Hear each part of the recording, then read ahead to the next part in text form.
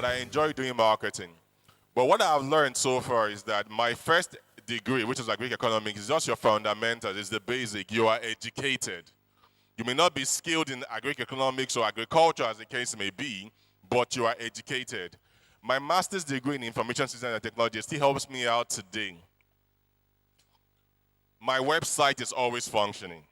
It must always function. I know exactly how to use my social media assets to generate demand for my fashion business, and that's because of my IT skills. Okay? I was opportune to dress honorable here last year at the AMVCA, and by all means, he won the best dressed to the AMVCA. Many platforms were saying best dressed, best dressed, best dressed. And I knew exactly how many orders I got. And you will know that because they say, I want what Desmond Elliott was wearing. So it's not a case of I want the ivory tuxedo. No, I want what Desmond. I got to a point they were asking me for the red socks he wore. But I understand the value of IT and information systems. That's why I don't joke with Instagram. I don't joke with Twitter. You know, all those things make me understand that that's a social world to reach people. Now, coming to marketing, I worked for British American Tobacco. I worked for Guinness Nigerian PLC. So I sold tobacco and I sold alcohol. My next destination is the church. But with fashion, I realized that it's the same thing. You sell alcohol, you sell tobacco. Now what I'm selling is clothing. The product changes, but it's still the same marketing. You're talking to people to buy your products. Okay? So it's the same thing at the end of the day. So that's how I've kind of like managed to harness everything that I've learned in life into what I'm doing right now. Tomorrow, I may decide to run for, you know,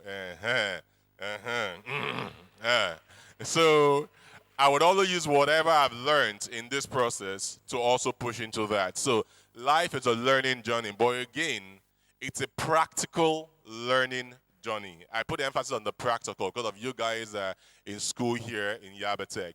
It's practical. After I'd been a designer for God knows how many years, it was in May this year, I flew all the way to Milan to go and do a course in fashion designing for the first time. Right? And guess what? It changed my life. I thought I knew. But once I went to a practical course in Milan for fashion, it was only 4 weeks. My whole life changed. I mean, Desmond, you should come for a new suit. We cut it better now. So thank you very much. And that's how I handle everything. So after this meeting, I'll collect all the money for the adverts from him. Please, a round of applause for him once again. Now, you said something that struck me. In all your fashion designing years, you never went for any formal training, not until May. And what you learned in May, what you knew, but when you went for a training, your eyes were opened. It's pretty much like you like a car, okay, right? And you drive a car. And you understand your carburetor, your radiator, your plug, your everything, right? You know all those things. Then you go to a school and they help you explain the reason why you have a carburetor and how it is made. Why you have a plug and what the function of the plug is. Okay? Now, once I went there, I by myself right now, when I get to the office, I take off my jacket, roll up my sleeve, and I cut every single suit that I make. Now, normally, that would take me a day. But now, it takes me 20 minutes. And if I continue, it will take me 10 minutes. You get what I mean? So if I'm making 20 jackets a week, all I have to dedicate is 200 minutes, and I'll be fine. Okay? And that's less than 3 hours, or 3 hours plus at the end of the day. So I now know my hands are now gifted, and I know the craft. And that's the most important thing. I was talking to someone earlier on today. If my best tailor leaves me, I not shake. He should go. I can do his job. I will get someone else and train that person. If that person leaves, I will train the next person because I am the one that is now skilled in the particular craft.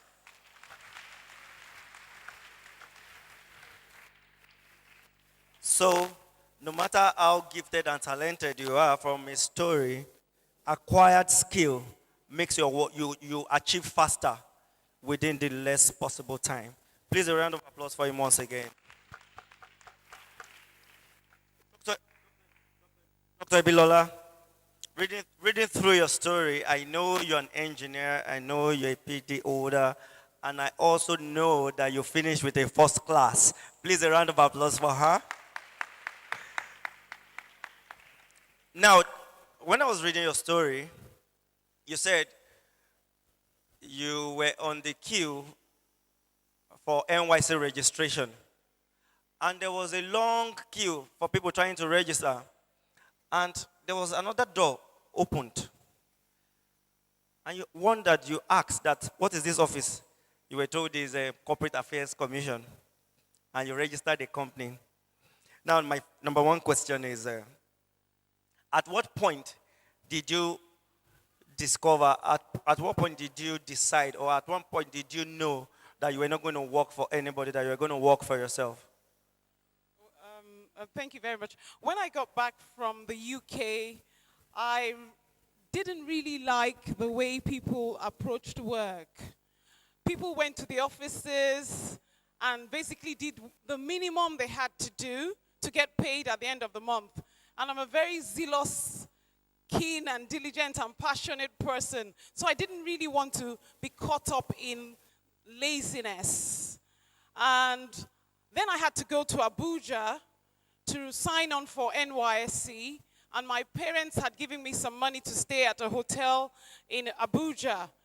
On the queue for NYSC in 1992, next door was the Corporate Affairs Commission. So early in the morning when I got there was hardly anybody on the NYSC queue, but there was a long queue on the CAC queue, and I asked, what's that queue? And they said it was people who wanted to register companies. So I kind of figured out that the people who want to serve are much less than the people who want to register companies. So registering a company must be a better idea than serving. So I jumped onto the other queue and asked, how do I register a company? And a lawyer told me basically what I had to do, and the deposit that the lawyer needed was less than my hotel bill. So I gave him some of my money from my hotel bill and decided to stay in a cheaper hotel, and that's how I registered a company. And basically, I think opportunities will present themselves to you, and one just needs to take a decision. And every decision you make can either determine whether you end up being an employee or an entrepreneur. And the good news for people who have skills and talent is that you can be an entrepreneur a lot easier than being a full-paid employee. Thank you. Still with you.